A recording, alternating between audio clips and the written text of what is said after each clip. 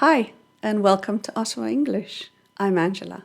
In this video, we'll be looking at 4 of the traps that a lot of test takers fall into when completing their response to CELPIP's Writing Task 1.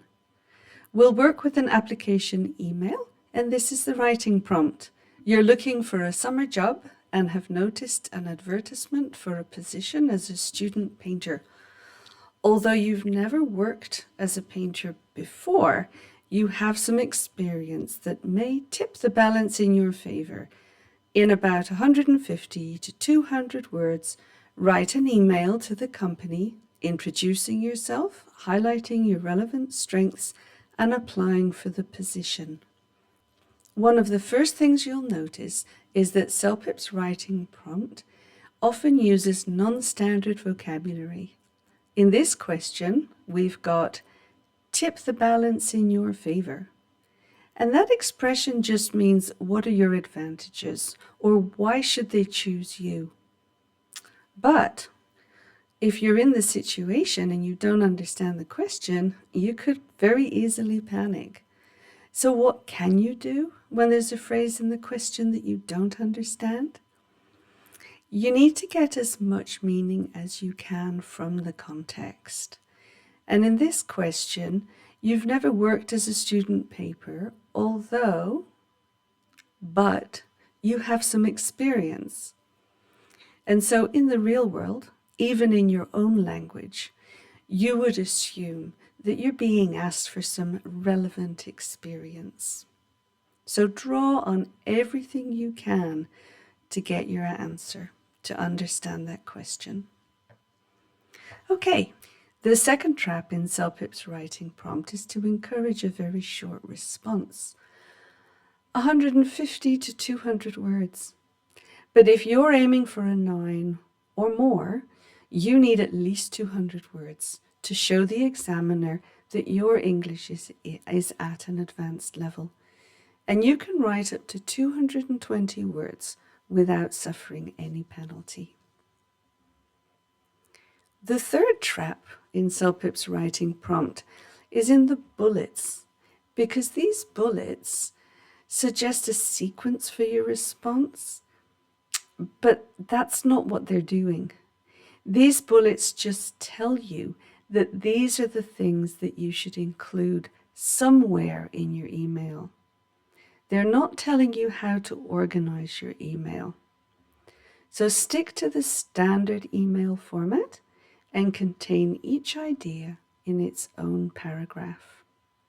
The fourth trap in CELPIP's writing prompt is the first bullet, which often tells you to introduce yourself.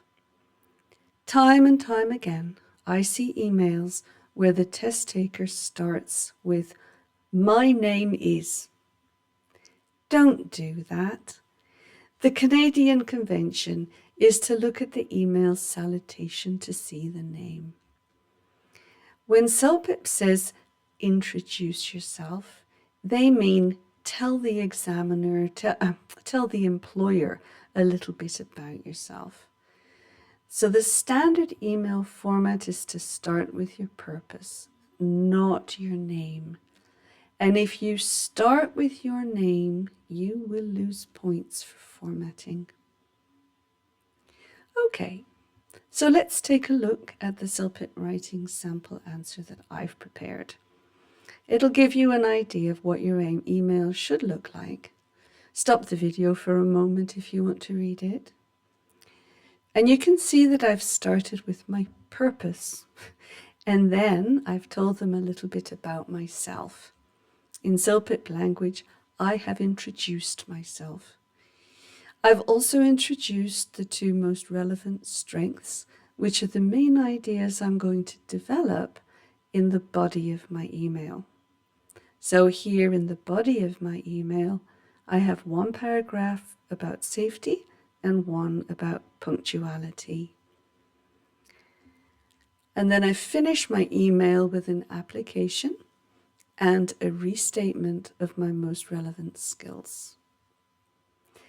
Now, the last thing I'd like to mention here is this signature. Please don't sign your name John Doe.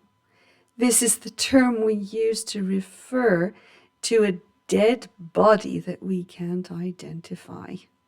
You don't want to be that person, okay? So just a nice, simple Joe Smith is perfectly adequate and doesn't take very long to write. If you'd like some help with your CELPIP preparation, please give me a call or text me at 613-614-6460. You know, working with a tutor really has three major benefits. It turns your passive learning into active learning and provides constant reminders of persistent errors. It targets the things that matter, so you don't waste a lot of time practicing things that don't help you improve your score.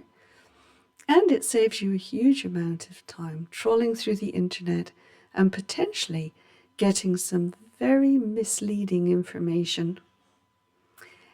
Okay, so bye for now and thanks for watching.